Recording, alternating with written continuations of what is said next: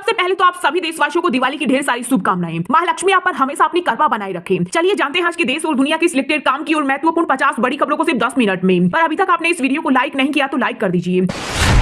देश भर में आज दिवाली की धूम हर्षोल्लास के साथ मनाया जा रहा रोशनी का यह पर्व। पीएम मोदी ने दी दिवाली की शुभकामनाएं। कहा प्रकाश का यह पर्व सभी के जीवन में खुशी और उत्तम स्वास्थ्य लेकर आए। आज दीपावली पर मां लक्ष्मी की पूजा विधि का सर्वश्रेष्ठ शुभ मुहूर्त शाम 5:40 से रात 8:16 तक रहेगा। इसके अलावा रात 2:32 तक भी कर सकते हैं पूजन। अयोध्या के एकांत घाटों में जलाए गए 24 लाख दीपक। भगवान राम, सीता और लक्ष्मण के स्वरूप पुष्पक विमान से आई राज्यपाल और सीएम योगी ने फूल बरसाकर किया स्वागत। इस दौरान 50 देशों के प्रतिनिधि हुए शामिल। केंद्र में इंडिया गठबंधन की सरकार बनते ही अग्निवीर योजना को बंद करेंगे सपा प्रमुख अखिलेश यादव का मोदी सरकार पर बड़ा हमला। बोले 2024 के घोषणा पत्र में भी हम इसे शामिल करेंगे। यूपी की राजधानी लखनऊ में मिल रही दुनिया की सबसे महंगी मिठाई 56,000 रुपए किलो रेट। 5 देशों के ड्राई फ्रूट से हुई तैयार। अमेरिका और दुबई से आ रहे ऑर्डर। पाकिस्तान विश्व कप से हुआ बाहर। भारत की न्यूजीलैंड के साथ होगी सेमीफाइनल में भिड़ंत। मध्य प्रदेश में यूरिया संकट पर प्रियंका गांधी ने पीएम मोदी को घेरा। बोली यूरिया के बोरे पर मोदी की फोटो होने के चलते चुनाव आयोग ने इसके वितरण पर लगा दी रोक। बीजेपी को क्या यूरिया पर भी प्रचार करना जरूरी था। देश में रोहिंग्याओं ने बनाए फर्जी आधार। गाड़ियां भी खरीद रहे सरकार और सेना ने बताया खतरा। लेकिन जम्मू में बढ़ रही बस्तियां। सीनियर सिटीजन को 1500 रुपए पेंशन। लाडली बहनों को मकान और आईआईटी की तर्ज पर एमआईटी। मध्य प्रदेश में बीजेपी ने जारी किया संकल्प पत्र। भाजपा ने संकल्प पत्र के लिए टैगलाइन मोदी की गारंटी, भाजपा का भरोसा दिया। अमेरिका के न्यूयॉर्क शहर में पहली बार दिवाली पर स्कूलों की छुट्टी घोषित। मेयर ऑफिस ने कहा यह दिवाली है बहुत खास। दिवाली पर 3 घंटे नहीं सिर्फ 2 घंटे जला सकेंगे पटाखे। बॉम्बे हाईकोर्ट ने प्रदूषण को लेकर सुनाया फैसला। भारत बांग्लादेश की नौसेनाओं ने किया द्विपक्षीय सैन्य अभ्यास। हर चुनौती से लड़ने की कला को पहचाना। प्रधानमंत्री नरेंद्र मोदी से मिले अमेरिकी विदेश मंत्री एंटनी ब्लिंकन। इंडो पैसिफिक क्षेत्र और स्वच्छ ऊर्जा समेत कई मुद्दों पर हुई चर्चा। 5 महीने बाद जेल से घर लौटे आप नेता मनीष सिसोदिया बीमार पत्नी से मिलकर फिर जेल रवाना हुए। कोर्ट ने 6 घंटे का वक्त दिया था। आप नेताओं से मिलने की मनाही थी। अयोध्या में प्रभु राम के राज्याभिषेक में शामिल हुए सीएम योगी। मुख्यमंत्री ने खींची रथ, सामने आया वीडियो। लोकसभा चुनाव 2024 को लेकर कांग्रेस नेता प्रमोद कृष्णम ने दी नसीहत। बोले कुछ कांग्रेस नेताओं को राम से नफरत। अगर पार्टी नरेंद्र मोदी को टक्कर देना चाहती है तो प्रियंका को बनाए पीएम फेस। उत्तराखंड में अगले हफ्ते लागू हो सकता है यूनिफॉर्म सिविल कोड। धामी सरकार दीपावली के बाद विधानसभा का विशेष सत्र बुलाएगी। तैयार हुआ ब्लूप्रिंट। दिवाली पर शॉपिंग का ऐसा क्रेज। सिर्फ फल फूल और दिए पर खर्च हुए 7,000 करोड़। जमीन के बदले नौकरी घोटाले केस में ईडी का बड़ा एक्शन। दिल्ली में लालू यादव के घर से दफ्तर चलाने वाला करीबी अमित कात्याल अरेस्ट। तेजस्वी और राबड़ी के नाम की थी अपनी कंपनी। महादेव बेटिंग ऐप मामले में नोएडा पुलिस का बड़ा एक्शन। 18 आरोपियों के खिलाफ होगी गैंगस्टर एक्ट के तहत कार्रवाई। पुलिस कमिश्नर ने दिए निर्देश।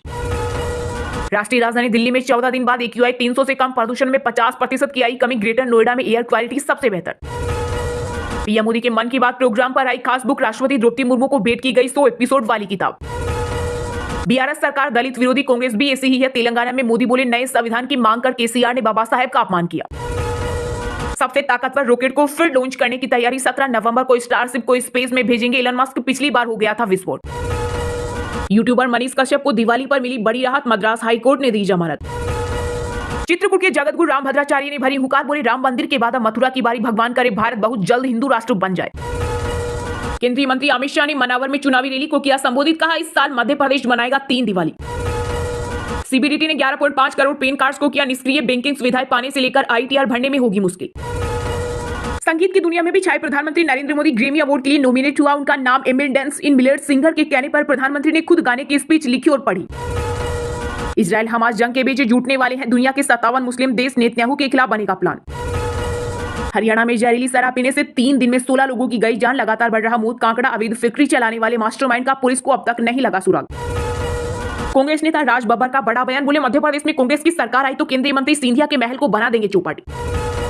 भारत में दुनिया के मुकाबले 3 गुना बढ़ा तापमान। दिल्ली, राजस्थान और हरियाणा, पंजाब को छोड़ सभी राज्यों में पिछले 12 महीने सबसे गर्म रहे।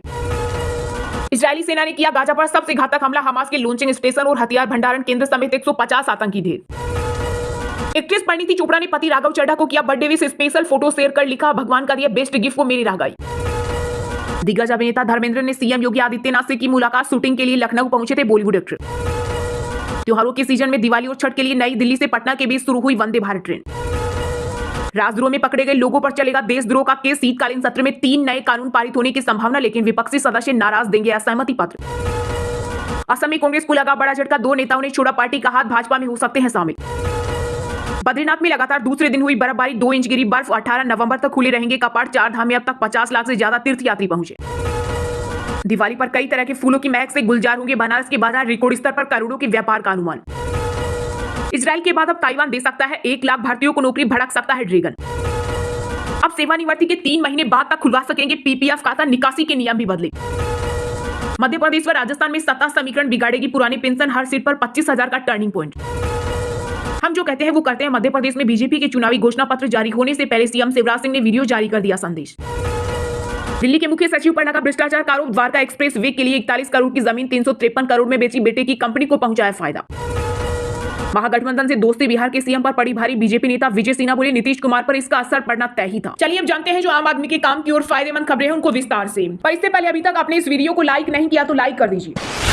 1 करोड़ 30 लाख महिलाओं को पक्के मकान का वादा, मध्य प्रदेश में बीजेपी का संकल्प पत्र जारी। भाजपा ने संकल्प पत्र के लिए टैगलाइन मोदी की गारंटी, भाजपा का भरोसा दिया। जी हां, मध्य प्रदेश में विधानसभा चुनाव 2023 के लिए बीजेपी ने संकल्प पत्र जारी कर दिया है। घोषणा पत्र में महिलाओं, किसानों, आदिवासियों, छात्रों और बेरोजगार युवाओं के लिए कई बड़े वादे किए गए हैं। पार्टी अध्यक्ष जेपी नड्डा ने संकल्प पत्र जारी करते हुए सबसे पहले लाडली बहना योजना का जिक्र किया। उन्होंने कहा कि इस योजना के तहत प्रदेश की 1 करोड़ 30 लाख बहनों को आर्थिक सहायता के साथ ही पक्के मकान भी दिए जाएंगे। इसके अलावा उन्होंने कहा कि प्रदेश के हर परिवार के युवा को सरकारी या निजी क्षेत्र में नौकरी की गारंटी होगी। उन्होंने प्रदेश में 6 एक्सप्रेस वे बनाने का ऐलान किया है। साथ ही कहा कि हर ब्लॉक में एकलव्य विद्यालय बनेगा। संकल्प पत्र जारी करने के दौरान पार्टी ने टैगलाइन मोदी की गारंटी, भाजपा का भरोसा का नारा दिया। संकल्प पत्र जारी करते हुए भाजपा अध्यक्ष नड्डा ने कहा, प्रधानमंत्री मोदी जी के नेतृत्व में चाहे वो मध्य प्रदेश का विकास हो या अन्य किसी प्रदेश के विकास की बात हो, उसके मूल में हमेशा गरीब कल्याण की बात होती है। गरीबों के सशक्तिकरण के लिए हमारा मंत्र है रिफॉर्म, परफॉर्म और ट्रांसफॉर्म। उन्होंने कहा, गांव की बहनों को लखपति बनाने के लिए विशेष प्रशिक्षण एवं कुशल विकास का काम हम शुरू करेंगे। हर एसटी ब्लॉक में एकलव्य विद्यालय और मेडिकल कॉलेज खोलने का निर्णय हमने किया है। भाजपा अध्यक्ष ने आगे कहा कि गेहूं की खरीद हम 2700 रुपए प्रति क्विंटल और धान की खरीद 3100 रुपए प्रति क्विंटल के हिसाब से करेंगे। जनजातीय समुदाय के सशक्तिकरण के लिए 3 लाख करोड़ रुपए खर्च करेंगे। इसके अलावा तेंदुपत्ता के लिए 4000 रुपए प्रति मानक बुरा देने का काम करेंगे।